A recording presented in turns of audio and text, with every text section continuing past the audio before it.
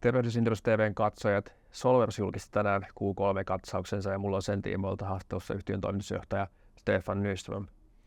Aloitetaan Stefan tuosta Q3-kehityksestä. Liikevaihto kasvoi noin 21% ja tehän olette tehnyt paljon yritysostoja, mikä on tietysti luonnollinen seuraus tässä kasvuvauhdissa. Miten jakaisit tuon, miten teidän orgaaninen liikevaihto kehittyy tässä Q3 ja miten yleisesti markkinatilanne on ollut? Kyllä se niin kuin kasvu on tullut nyt näistä yritysostoista, että mehän ollaan ostettu Q3 aikana 2 ja koko vuoden aikana tällä hetkellä 6. Mutta orgaanista kasvua ei kyllä ole ollut nyt tässä Q3. Kyllä. Mennään sitten tuonne kannattavuuden puolelle. Se teillä laski EBITDA-marginaali noin 7,3, niin millaisia ajoreita tässä kannattavuuskehityksen taustalla oli? No tietysti kyllähän markkinatilanne on haastava ja sitten tietysti tämä Q3 on muutenkin niin kuin bissiksen kannalta aika haastava kvartaali, koska siellä siihen osuu se koko lomakausi ja lomakaudet ei ole välttämättä ihan samanlaisia joka vuosi. Että ne ei ole ihan niin kuin vertailukelpoisia, mutta kyllähän tietysti niin kuin kannattavuus laski ja tilanne markkinoilla on ollut aika haastava. Tarkoittaako tämä sitä, että on vähemmän projekteja ollut nykyisellä henkilöstömäärällä ja sitä kautta laskutusasteet on laskenut? Onko tämä pääasiallinen kannattavuuden ajuri ollut? No laskutusaste on ehkä vähän laskenut, mutta sitten myös tietysti hinnat ovat vähän niin kuin kilpailun takia tullut alas, että se niin kuin vaikuttaa niin kuin vähän joka puolella. Mennään tästä suoraan siihen kilpailutilanteeseen. Miten yleisesti kilpailutilanne on kehittynyt? Mehän ollaan nähty, että vaikeassa markkinassa hinnoittelupaineita on ollut. Onko tämä tilanne edelleen samanlainen? No joo, onneksi suurin osa meidän projekteista me tehdään kuitenkin niin kuin, puitesopimuksien kautta, että siinä niin kuin, hinnat on ihan ok, mutta sitten tehdään kuitenkin myös näitä niin kuin kilpailun kautta ja varsinkin jos on semmoisia kilpailuja, missä ei ole mitään laatuvaatimuksia, niin silloin kyllä niin kuin hinnat menee tosi alas. Eli tiukkaa hintakilpailua esiintyy markkinoilla. Kyllä, että se on jatkunut, voi sanoa näin. Kyllä. Miten sitten yleisesti te olette tänä vuonna näkymissäkin sanoneet, että odotatte, että loppuvuotta kohden markkinatilanne piristyy? Ollaan nähty korkojen laskua, mutta toisaalta ehkä näin lintuperspektiivistä, jos katsotaan yleistä taloutta, niin semmoista merkittävää aktiviteettia piristymisestä ei ole näkynyt. Miten teidän asiakkaat on käyttäytynyt? No edelleen on vähän niin kuin odottavalla kannalla, mutta se mikä on positiivista, että meidän tilauskanta on kyllä niin kuin noussut aika paljon, että kyllä tapahtuu niin kuin kuitenkin positiivisia asioita myös, että meidän tilauskanta on aika korkealla itse asiassa nyt ja se on niin kuin, mutta se ei näy vielä niin kuin sanotaan tuloksissa. Onko siellä tilauskannan kasvussa useita hankkeita sekä Suomessa että Ruotsissa vai onko siellä jotain yksittäisiä suurempia? Ei oikeastaan, että siinä on aika paljon, niin kun meillähän on aika vähän isoja projekteja. Että kyllä se niin kun pienestä purosta se tulee se niin kun, tilauskanta, että meillä on aika paljon uusia projekteja saatu, mutta ne ei ole välttämättä alkaneet kaikki vielä. Aivan.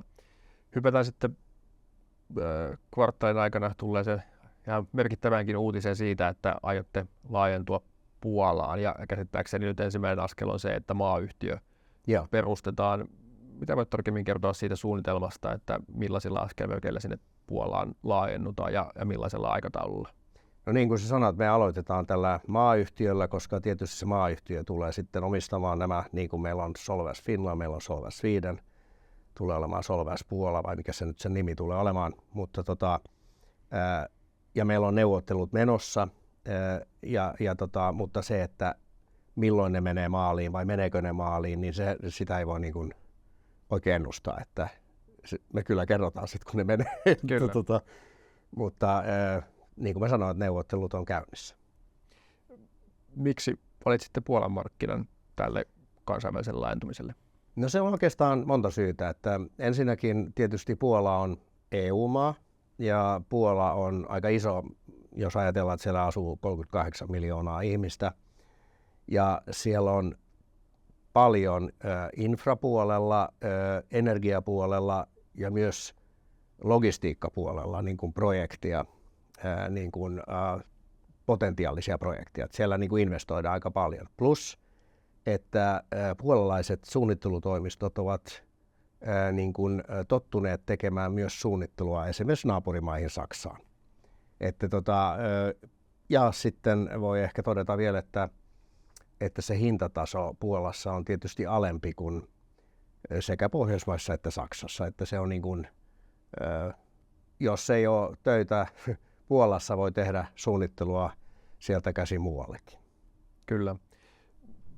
Tartutaan tuohon Puolan markkinan kokoon. Onko siinä jotain erityispiirteitä vai voidaanko ajatella, että kun se on merkittävästi, talouden koko on merkittävästi suurempi kuin Suomi tai Ruotsi, niin sen vastaava markkina on sitten yhtä lailla suurempi? Joo, plus että se on niin kuin aika kiinnostavaa, että siitähän on tulossa ehkä vähän tämmöinen niin kuin Euroopan niin kuin tämmöinen logistiikkahubi, ja täytyy nyt muistaa, että jos joku päivä tämä Ukrainan sota loppuu, niin on aika todennäköistä, että puolalaiset suunnittelutoimistot ovat siinä niin kuin tekemässä osittain sitä hommaa. Kyllä, kyllä. Eli ikään kuin Puola on teille myös sellainen sillanpääasema, että siitä on sitten mahdollisuuksia joko Ukrainaan tai ilmeisesti Saksaan, mikä on ominaista. Mutta tietysti se meidän niin kuin perusbisnis on kuitenkin olla siellä niin kuin paikallisesti siinä maassa, niin kuin se on aina ollut. Tämä on sitten niin kuin lisää, voi sanoa, että tämmöisiä niin kuin lisää synergioita, joka voi saada. Niin kuin, mutta hyvin moni puolalainen yritys tekee osittain ulkomaille. Että itsehän olen asunut Berliinissä ja siellähän itä-eurooppalaiset suunnittelutoimistot tekevät todella paljon siellä. Puhutaan sitten vielä Puolan markkinasta ja kilpailutilanteesta. Miten te näette, onko kilpailutilanne samanlainen kuin teidän nykyisillä markkinoilla Suomessa tai Ruotsissa, tai onko muuten markkinassa jotain erityispiirteitä, minkä takia se eroaisi näistä nykyisistä markkinoista?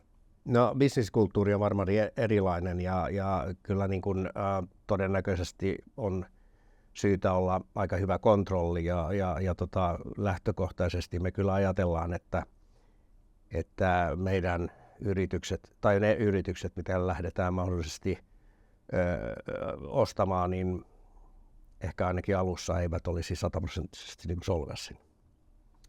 Mutta tästä ei ole niin kuin vielä niin kuin mitään päätöksiä, mutta se niin kuin, voi sanoa, että auttaa siinä ikään kuin johtamisessa, että on niin kuin molemminpuoliset intressit saada niin kuin tulos menemään samaan suuntaan.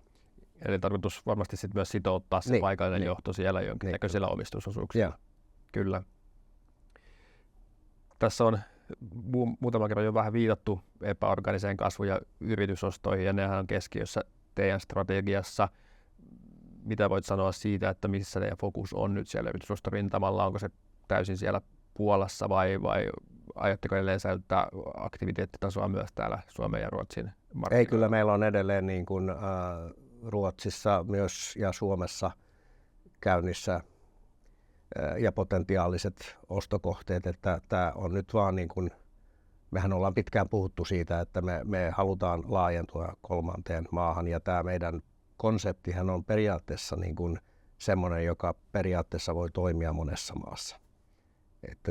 Että tarkoitus on jatkaa näitä yritysostoja niin kuin kaikissa näissä maissa, mutta meillä on nyt myös niin kuin fokuksessa tämä orgaaninen kasvu, että se nyt tulee olemaan tämmöinen niin kuin,